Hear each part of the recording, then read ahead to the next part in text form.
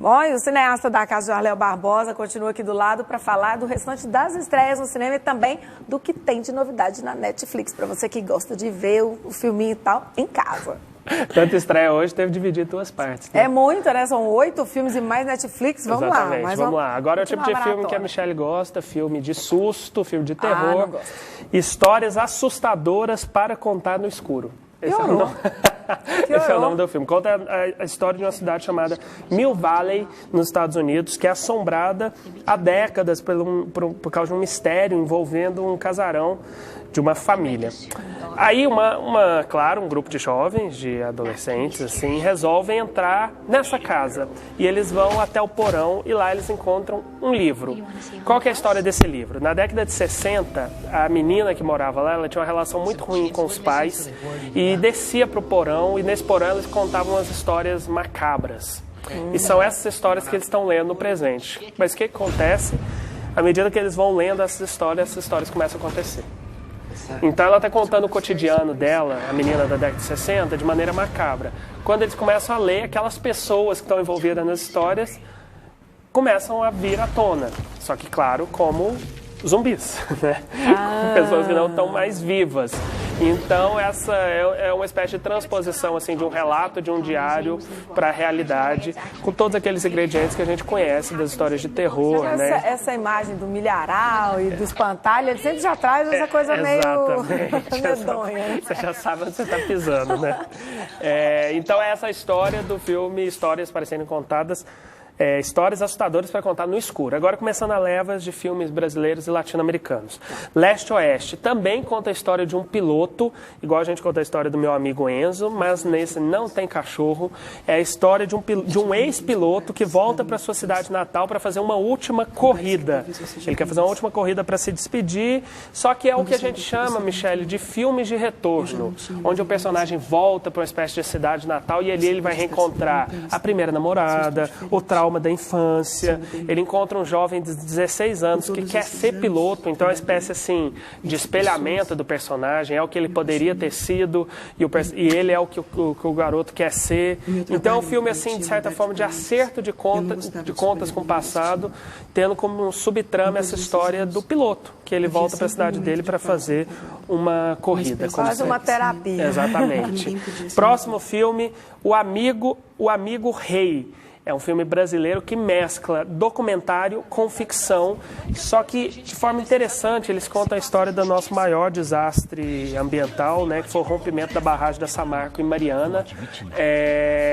Que até hoje está trazendo prejuízos. Exatamente. Aí, né? O filme mostra os impactos dessa tragédia, desse crime ali na região. Só que como que ele faz isso? Ele cria um personagem ficcional, fictício, que é o deputado Reinaldo, e esse deputado vai mostrar como as mineradoras estão intimamente ligadas com a política.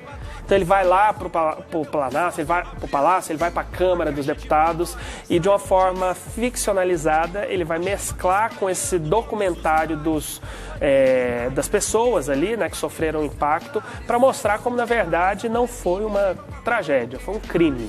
Que mostra como é que rola realmente aquela trama ali na política, exatamente, a corrupção e como elas tudo impactam em desastres como esses, né? Então é um filme que mistura documentário com ficção para trazer um pouco mais de informação sobre essa tragédia de Mariana, que depois teve até a de Brumadinho mais recentemente, que também dialoga com o tema desse filme.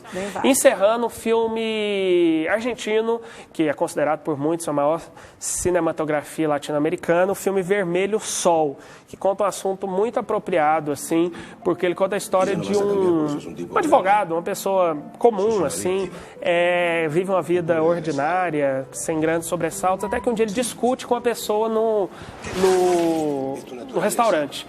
E a partir disso, a vida dele começa a mudar. Ele começa a ser perseguido, policiais começam a perseguir a vida dele, ele começa a ser observado. Por quê? Porque o filme se passa na época da ditadura na Argentina, que foi uma das mais sanguinárias do mundo. E aí ele conta uma história assim, muito íntima e particular desse cara, mas mostrando como a ditadura agia, às vezes, de uma forma não só macro, fazendo grandes mudanças ou grandes perseguições, mas isso tinha também uma dimensão assim caseira, a perseguição, sabe? Então, onde atualmente anda se falando muito sobre ditadura, sobre retorno de ditadura, eu acho que esse é um bom filme para se assistir, para ter um pouco da pitada do horror, assim, que é ser perseguido, e ser torturado e esse tipo de coisa.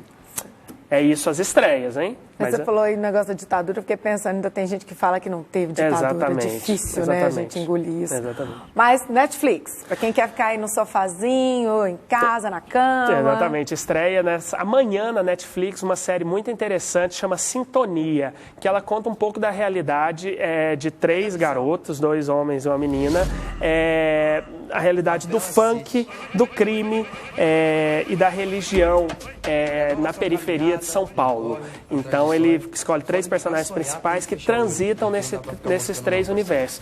Só que o que é o interessante dessa série? Ela foi implementada pelo Godzilla. Não sei se a Michelle conhece o Godzilla, que é aquele cara que faz vários clipes de funkeiros super bombados e é hoje um dos maiores canais de YouTube do mundo. Então a ideia foi implementada por ele e hoje ele está... Amanhã está lançando essa série na Netflix. Bacana. Sintonia. Agora, já, Léo, de tudo isso que você falou, qual que vai ser o seu interesse? Hoje eu vou ficar com essa da Netflix, Sintonia, porque além de ser uma série interessante de um tema contemporâneo, esse Godzilla ele é um clássico empreendedor brasileiro. Para você ter uma ideia, ele comprou a primeira câmera dele com seguro, com o falecimento da mãe, tinha um seguro de vida. Com esse dinheiro ele comprou a câmera dele e virou o maior canal de youtuber do Brasil e hoje está lançando série na Netflix. Então acho que vale a pena assistir. Vale a pena prestigiar e vale a pena ver então. Exatamente. O cara sabe o que está fazendo. Exatamente. Bom, tá na hora de ir embora, você está aqui, vamos comigo partir ao cinema então? Partir ao almoço, depois do cinema. Tá certo, para você uma tarde de paz e boas notícias. Até amanhã às 11h50. Te aguardo. Tchau, tchau.